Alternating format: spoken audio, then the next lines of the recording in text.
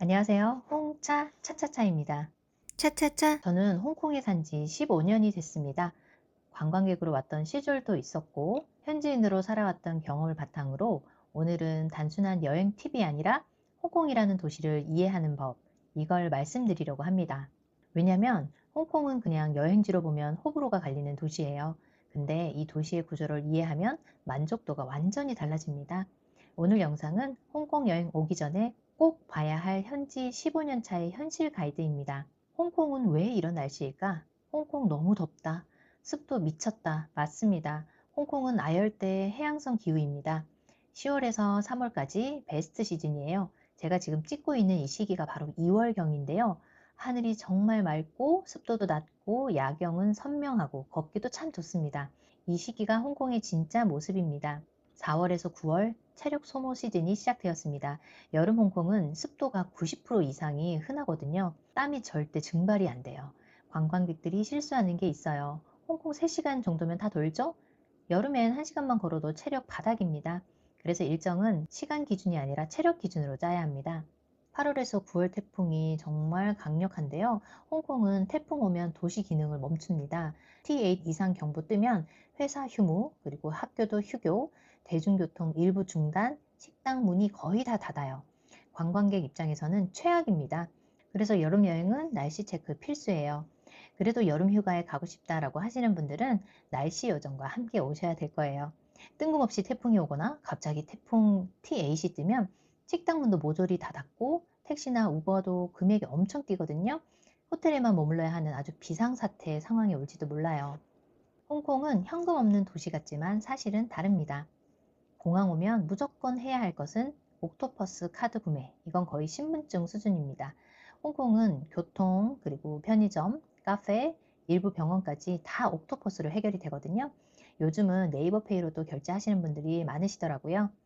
그리고 모바일 옥토퍼스, 요즘은 애플페이 연동도 됩니다. 15년 전엔 상상도 못했죠. 홍콩은 금융 시스템이 굉장히 빠르게 발전을 했어요.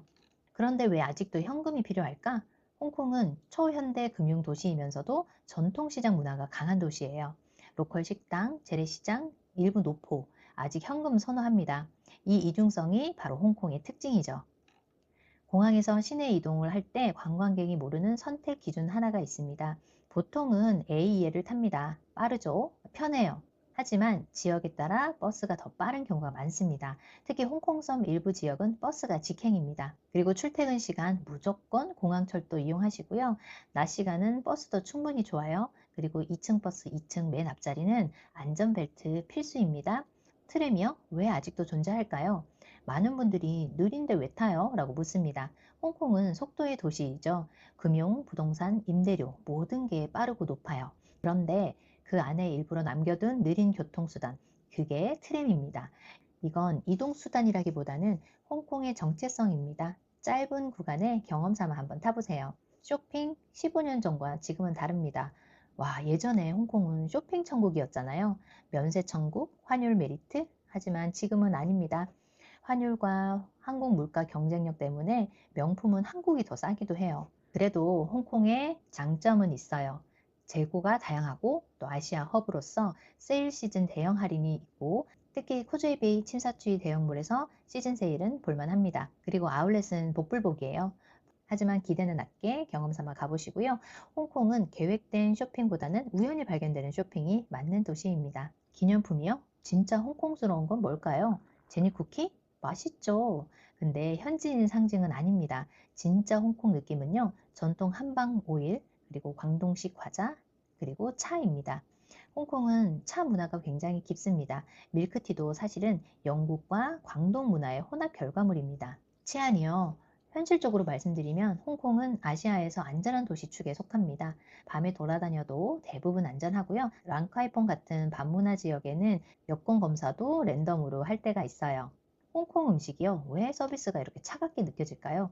이건 문화 차이입니다. 광동어는 톤이 굉장히 강하거든요. 그래서 서비스 산업 구조로서 한국처럼 극친절 문화가 아닙니다. 음식을 툭 내려놓는다거나 하지만 화난 거 아닙니다. 그냥 속도 중심 문화입니다. 홍콩은 회전율의 도시이거든요. 홍콩에 여행으로 처음 왔을 때 느끼지 못했던 홍콩의 서비스 문화는 실제 생활을 하면서 더 와닿았는데요. 손님은 왕이다라는 인식이 한국과는 사뭇 다른 느낌이었어요. 거의 직원이 왕이다라는 표현이 맞는 것 같아요. 이제는 저도 익숙해졌지만 처음에는 한국으로 돌아가고 싶을 정도로 홍콩의 서비스 문화는 참 저에겐 힘들었습니다. 홍콩 여행이 호불호 가리는 이유가 있어요. 홍콩은 좁고 또 비싸고 복잡하고 덥죠. 이 네 가지가 아주 강한데요. 그래서 왜 여기까지 와야 하지? 라는 분들도 있습니다. 근데 홍콩은 밀도를 즐기는 도시예요. 고층 빌딩 밀도, 간판 밀도, 시장 밀도, 문화 밀도. 이 밀도감을 좋아하면 홍콩은 계속 생각나는 도시가 되거든요. 15년 살면서 느낀 홍콩의 진짜 매력이요?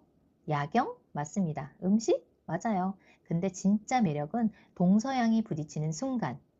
영국식 건물 옆에 광동식 재래시장, 금융중심지 옆에 노점 국수집. 이 혼합감이 매력으로 다가오는 곳이 바로 홍콩입니다. 홍콩은요, 가볍게 오면 가볍게 끝나는 도시예요. 하지만 조금 이해하고 오면 완전히 다르게 보입니다.